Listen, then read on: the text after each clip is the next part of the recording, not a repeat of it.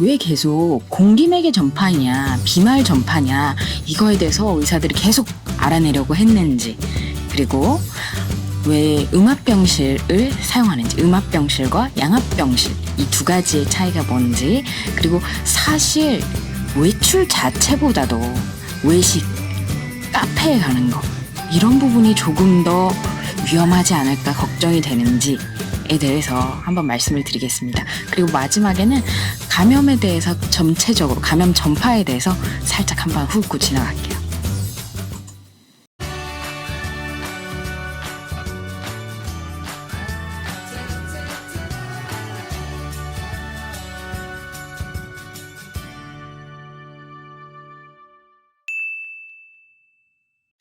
안녕하세요. 병원 밖에서 만나는 의사, 병원 밖 의사 김연유입니다. 오랜만에 병원 밖 의사 콘텐츠로 인사드리는데요. 사실 전문의 시험 준비하면서 다양한 콘텐츠를 좀 준비를 해놨는데, 지금 상황인지라 급하게 코로나 바이러스 자체보다는 감염에 대해서, 감염의 전파에 대해서 영상을 간단하게 준비해 봤습니다. 처음부터 말씀드리지만 제가 코로나 바이러스에 대해서는 그냥 의대생 수준의 지식밖에 없어요. 제가 말하고자 하는 바는 코로나 바이러스가 뭔지, 혹은 코로나 바이러스를 치료가 어떻게 하는지 보다도 1차 의료 의사로서 지역사회에서 이 코로나 바이러스가 전파가 덜 되게 하기 위해서 어떤 그런 권고사항이 있고 그걸 왜 따라야 하는지에 대해서 정리를 하는 영상입니다. 결국 가정의과 의사니까요. 그런 굉장히 단일 질환에 대해서는 이제 대학병원에서 보시는 게 맞습니다. 근데 그거보다 건강관리, 예방, 특히 이제 예방도 여러 가지 단계가 있지만 어쨌든 질환의 예방에 대해서 제가 이제 아는 부분을 좀 정리를 해보겠습니다. 사실 코로나 바이러스가 가장 먼저 이제 유행을 하기 시작했을 때 의사들이 제일 알아내야 했던 것, 제일 궁금해하고 제일 촉각을 곤두세우고 있었던 부분은 이게 과연 비말을 통해서 전파를 되는 물질인지, 아니면 그 바이러스가 공기를 통해서도 전파가 될 수 있는지였어요. 비말 전파라는 건 단순히 표현하면 침인데, 침으로 퍼지는지 공기로 퍼지는지예요. 이 두 가지는 사실 상당히 비슷해 보일 수는 있어요. 침도 뭐 이렇게 떠다니는 거 아니야? 라고 생각할 수 있지만, 침으로 전파가 되는 거는 직접 전파입니다. 그리고 공기로 전파가 되는 것은 간접 전파예요. 이 두 가지는 일단은 간접 전파가 균의 생존력 자체도 훨씬 더 높은 거고, 그리고 간접 전파가 됐을 때는 내가 직접 만나지 않은 사람들에게도 전파가 다 될 수 있기 때문에 사실 감염을 컨트롤하기가, 이렇게 막아두기가 굉장히 어려워요. 전염되는 사람들이 굉장히 늘어날 것이고, 이거에 대해서 대책을 세우기도 사실 상당히 어렵습니다. 근데 최소한 지금까지는 코로나 바이러스 같은 경우는 다행히도 공기매개 전파가 아니라 비말 통한 직접 전파만 되는 것으로 알려져 있습니다. 공기매개 전파가 되는 증거는 아직 없어요. 다행히 둥둥 떠다니지 않는다는 거예요. 그래서 그런 만큼 마스크를 착용하고, 그리고 손 씻기가 굉장히 중요해지는 거죠. 일단 간접 전파와 직접 전파에 대해서 좀 먼저 말씀을 드리면, 아까 말씀드린 것처럼 직접 전파는 감염된 사람이 직접 옮기는 거예요. 그 직접이라는 게 몇 가지 종류가 있는데, 피부를 맞대서 옮는 경우도 있어요. 피부로 바로 옮는 게 단순 포진 같은 거, 여기 이렇게 올라오는 거 있잖아요. 그 바이러스 같은 경우는 직접 그냥 이렇게 피부만 닿아도 옮아요. 그래서 저희가 애기들한테 입뽀뽀 하지 말라고 하는 이유가 그렇게 전염이 될 수 있기 때문에 그런 거고요. 그리고 그냥 단순 피부 말고 점막의 접촉. 사실 점막의 접촉은 이런 부분도 물론 되지만 일반적으로 성병을 말하죠. 성병들이 그렇게 옮는 때 이제 매독이나 인질 같은 질환들이 점막의 직접 접촉을 통해서 옮게 됩니다. 그리고 저희가 방금 말씀드렸던, 그리고 현재 코로나 바이러스가 의심이 되는 전파 경로인 비말 전파가 있는데요. 그거는 말씀드린 것처럼 침이 튀면서 예를 들어 기침을 한다거나 말을 한다거나 하는 과정에서 전파가 되는데, 멀게는 2m까지도 봐요. 그래서 이제 자가격리 수칙 보면 2m 이상의 거리에 떨어져서 대화를 한다. 대화를 가능하지 않아야 되지만 대화를 한다라고 하면은 2m 이상에서 떨어져서 하라는 거죠. 왜냐면은 침이 거기까지는 안 튀니까. 근데 그렇다면 마스크만 해도 되느냐? 그렇지가 않아요. 왜냐면은 침의 선은 일단 살아있는 거예요. 그래서 그 침이 어디 묻어 있고 그걸 묻은 거를 내가 손으로 이렇게 닿아서 나의 점막에 접촉을 해버리면은 그 바이러스가 내 몸 안으로 침투할 수가 있습니다. 그래서 사실 지금 상황에서 마스크를 쓰는 거 굉장히 중요하죠. 마스크를 쓴다는 거는 내가 감염이 되지 않게 하는 것뿐만 아니라 만에 하나 내가 무증상 감염자라고 했을 때 남에게 전파시키지 않기 위해서 굉장히 중요합니다. 그래서 마스크 쓰는 거 중요한데요. 손 씻기도 굉장히 중요해요. 그리고 손 씻기도 그렇지만 나도 모르게 손이 눈으로 가는 거, 코로 가는 거, 입으로 가는 거 막아야 해요. 그래서 저는 사실 코로나 모자, 제가 계속 습관적으로 막 눈 비비거든요. 그래서 코로나 모자를 구매를 했습니다. 이거는 사실 이렇게 튀는 것을 막기 위해서보다도 말씀드렸듯이 내가 손이 가도 자동으로 차단이 될 수 있게 전 외출할 땐 좀 코로나 모자를 쓰고 다니려고요. 아직 도착을 안 했는데 내일 도착 예정입니다.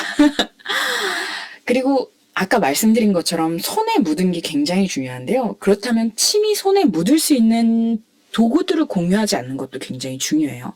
예를 들어 마이크 같은 경우도 이제 침이 굉장히 튀기 때문에 그 침이 내가 손에 묻어가지고 이제 옮을 수가 있는 거죠. 그리고 또 하나 키보드 이런 것도 굉장히 중요해요. 그래서 PC방 이런 데서도 키보드나 뭐 핸드폰도 그렇고 사실 묻어 있을 수 있거든요. 지금도 제가 말하면서 다 키보드에 왕창 묻었을 거예요. 그래서 이런 키보드를 예를 들어 같은 자리에서 막 일을 하게 되면은 사실 일을 안 할 수도 없고, 그리고 예를 들어 PC방에 갔다 키보드를 했다. 제일 중요한 거는 내 손을 이 피부로 침투하지는 않아요. 피부로 침투하는 게 아니라 그 손이 점막에 접촉을 하면서 침투가 되는 거기 때문에 점막에 접촉되기 전에 손을 깨끗하게 씻는 게 중요합니다. 그리고 제가 사실 이 영상을 만들게 된 가장 중요한 이유인데요. 앞에 말씀드린 것처럼 카페나 식당은 테이크아웃만 하시는 걸로 하면 좋을 것 같아요. 아니면은 저는 이제 어쩔 수 없이 꼭 만나야 되는 경우에 식사를 다 하고서 그 다음에 마스크를 쓰고 대화를 합니다. 아까 제가 2m라 그랬죠? 식사를 하는 중간에는 일단 식사를 한다라고 하면 반찬을 저희가 공유를 하잖아요. 아니면 음식을 이렇게 같이 먹잖아요. 그러면 침이 다 공유가 될 수밖에 없어요. 어느 정도. 왜냐면 대화를 하게 되니까. 근데 그거를 아예 못하겠다라고 하면 아까 말씀드린 것처럼 음식을 다 먹고 아니면 커피를 다 마시고 나서 그 다음부터 대화를 할 때는 마스크를 착용을 하고 대화를 하시는 거죠. 사실 아마도 이거는 뭐 그 전파의 방법 이거보다도 미세먼지 때문에 좀 그러시는 것 같은데 종종 보면은 실외에서 마스크를 쓰고 있다가 실내에 들어오면서는 마스크를 벗으시는 분들을 제가 자주 봐요. 근데 그렇게 되면은 오히려 사실 실외에서는 누군가 직접 내가 손으로 만지지 않는 한 누가 직접 내 그 점막으로 침이 튀게 만들지 않는 이상 사실 옮을 가능성이 그렇게까지 높진 않은데 실내에서는 사실 일단 그 바이러스의 밀도 자체도 높아지고 저희가 대화를 할 일도 있잖아요. 옆에서도 대화를 하고 있고 그렇게 되면은 감염될 가능성이 조금 더 올라가는 거죠. 그때 오히려 마스크 착용을 더 열심히 해야 됩니다. 일하면서도 사실 마스크 착용을 해야 되고, 그래서 저는 그 코로나 그거 모자 오기 전까지는 제가 블루투스 차단 안경, 또 블루투스라 그랬네. 블루라이트 차단 안경 있거든요. 그거 쓰고 마스크 쓰고 그러고 다녔어요. 그래서 지금까지 나온 권고 사항들이 다 비말 감염을 이제 줄이기 위한 거고, 그래서 같은 방식으로 퍼지는 비말 감염, 침을 통해 감염되는 인플루엔자가 이 코로나 바이러스 유행하고 다들 마스크 쓰고 개인 위생을 철저하게 함으로써 지금 상당히 올해도 유행을 해야 되는데 유행을 하지 않고 있다는 것도 굉장히 중요한 사실이죠. 사실 그래서 다행히 이제 간접 전파가 아닌 건데, 간접 전파에 대해서도 살짝만 말씀드리면은 매개체가 있는 거예요. 감염된 사람과 감염시킨 사람 사이에 뭔가가 있는 건데 그 무언가가 무생물일 수도 있고 생물일 수도 있어요. 생물이라고 하면은 모기라든지 뭐 진드기라든지 이런 경우가 있는 거고, 그리고 그 무생물로는 그 공기도 있지만 식중독 아니, 식중독은 좀 그렇고, 그거보다는, 이질하고 장티푸스인가요? 맞나? 아이씨, 대본을 준비했어야 되는데, 네. 까먹었네요. 예, 그렇게 그 위장관계 질환 같은 경우는 수인성으로 잘 옮거든요. 그래서 그런 질환들이라든지, 아이씨, 어디 있나? 잠시만요. 네, 죄송합니다. 수인성으로는 콜레라, 그리고 장티푸스, 그리고 A형 간염이 있습니다. 실제로 그 수인성 같은 경우는 물으로 옮는 거기 때문에, 물에서 근데 물을 통해서 내 몸으로 흡수가 되는 게 아니라 먹는 것도 문제지만, 그래서 끓인 물을 먹으라 그러잖아요. 끓인 물 먹으라고 하는 거랑 같이 해서 꼭 나오는 게 손잘 씻으라고 해요. 그래서 음식 먹을 때도 들어갈 수 있지만 또 하나가 저희 손으로, 마찬가지로 손에서 그 입 쪽으로 옮을 수가 있거든요. 그래서 손 씻기를 잘하는 거는 대부분의 일반적인 감염 질환 예방하는 거에 가장 기본이 됩니다. 그래서 예전에 신종플루였나? 그때 유행할 때 사람들이 손 씻기를 열심히 해서 A형 독감 발생률이 줄었다는 기사를 본 적이 있었어요. 신종플루가 맞나? 어쨌든 수인성 질환들 같은 경우는 물을 통해서 간접 전파가 되는 것입니다. 그리고 말씀드렸듯이 지금 혹시라도 코로나가 이게 아니었나 가장 걱정했던 거, 공기매개 전파. 공기를 통한 간접 전파가 되는 질환으로는 결핵, 그리고 수두가 있습니다. 사실 결핵이랑 수두는 저희가 예방접종을 하고 또 음압병실을 사용하고 만약에 활동성 결핵이 판정되면 그렇게 하는 이유가요. 사실 퍼져나가기 시작하면은 이게 가둬두기가 굉장히 어렵습니다. 공기 전파라는 것 자체가 그 균 자체가 둥둥둥둥 떠다니면서 전파가 되는 건데 아까 침이랑 달리 침은 한 2m 정도로 보는데 공기 전파는 한 40에서 50m까지도 봐요. 40에서 50m. 그렇게 되면은 사실 이 사람이 집에 있는다고 해도 밖으로 전파가 될 가능성이 분명히 있는 거죠.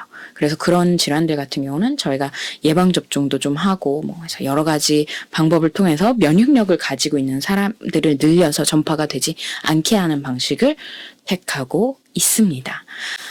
그래서 이제 그 음압병실에 대해서 조금 더 말씀을 드리면요. 음압병실 같은 경우는 저희가 특히 공기맥의 전파가 되는 질환들 같은 경우 굉장히 중요하죠. 활동성 결핵 환자들을 거기다 이제 입원을 하게 되는 건데 음압병실은 말 그대로 병실 하나가 음압을 형성하고 있는 거예요. 모든 걸 빨아들이는 그렇게 음압이니까 빨아들이는 병실이 되는 건데 사실 빨아들이는 게 핵심이 아니라 사실은 이 환자가 가진 균이 그 병실 밖으로 빠져나가지 못하도록 끙 안고 있는 병실이라고 생각을 하면 돼요. 그래서 그 병실 같은 경우는 그 모든 걸 빨아들이는 거에 반면 이제 면역력이 떨어진 환자들, 백혈구수가 500 미만으로 떨어진 환자들은 양압병실. 병실 안에서 밖으로 다 밀어내는 건데 결국에는 균이 못 들어오는 게 제일 중요한 그런 병실에 들어가 있는 거죠. 그래서 가장 제가 사실 걱정이 되었던 순간은 사실 지금 이렇게까지 퍼지는 것 자체도 사실 굉장히 무섭지만 간 기증 환자가 코로나19 확진 판정을 받았을 때 좀 걱정이 됐던 게 혹시라도 그 간 이식을 받은 환자분이 감염이 되고 또 만일 그 환자분이 면역력이 떨어져서 예를 들어 양압병실에 들어가 있다라고 하면은 그 감염이 전 병동으로 퍼질 수밖에 없거든요. 왜냐면은 말씀드렸듯이 양압이야. 모든 걸 밀어내는 병실이라 그 균이 온 병원 안을 떠돌게 될 수 있는 거죠. 병원 안에서 감염이 생기는 게 무서운 이유는 기저질환이 있는 사람들은 감염이 잘 되고 면역력이 떨어진 상태이기 때문에 감염이 잘 되고 또 감염이 됐을 때 중증으로 될 가능성이 더 높아서 그래요. 그거를 정말 걱정했는데 다행히 그런 상황은 벌어지지 않았습니다. 그렇지만 지금 확진자가 많이 늘고 있고 이제 확진자가 또 많이 발견이 되고 있는 상황은 지속이 되고 있어요. 지금 대부분의 예측으로는 최소한 3월 달까지는 이런 상황이 지속이 되지 않을까 싶은데 다들 내가 기저질환이 없으니까 젊으니까 건강하니까 하고 감염이 되어도 괜찮다고 생각하실 수도 있는데요. 제가 감염이 되는 게 중요한 것이 아니라 저는 전파를 점점 시키지 않는 게 중요한 시점이 아닌가 싶어요. 그래서 마스크 착용과 손 씻기 좀 많이 잘 해주셨으면 좋겠고, 지금 너무나도 많은 분들이 고생을 하고 계신 것 같아요. 의료진뿐만 아니라 사실 대한민국 전체가 고생을 하고 있다고 생각합니다. 뭐 고생의 정도는 다르겠지만 이 상황이 빨리 끝나기 위해서는 조금이라도 한 명이라도 덜 먹는 게 중요하거든요. 그러기 위해서는 개인 위생이 최우선인 것 같아요. 마스크 저는 재활용 사실 하고 있거든요. 재활용 해도 된다고까지도 아무래도 의사로서는 그게 연구 결과가 충분하지 않기 때문에 말씀드릴 수는 없지만 최소한 나를 보호하지, 내가 감염이 됐을 때 다른 사람에게 옮기지 않기 위해서라도 만약 마스크가 정 없다라고 하면 재사용해서라도 저는 쓰는 게 맞지 않나 싶습니다. 저 이렇게 체크해 몇 번 썼는지 체크해 가면서 써서 이제 버리고 있어요. 이 힘든 시기 저는 우리나라라면 또 이겨낼 수 있을 거라고 생각합니다. 지금 어쨌든 이겨냅시다. 지금까지 병원 밖에서 만나는 의사, 병원 밖 의사 김연희였습니다. 우리 모두 건강합시다.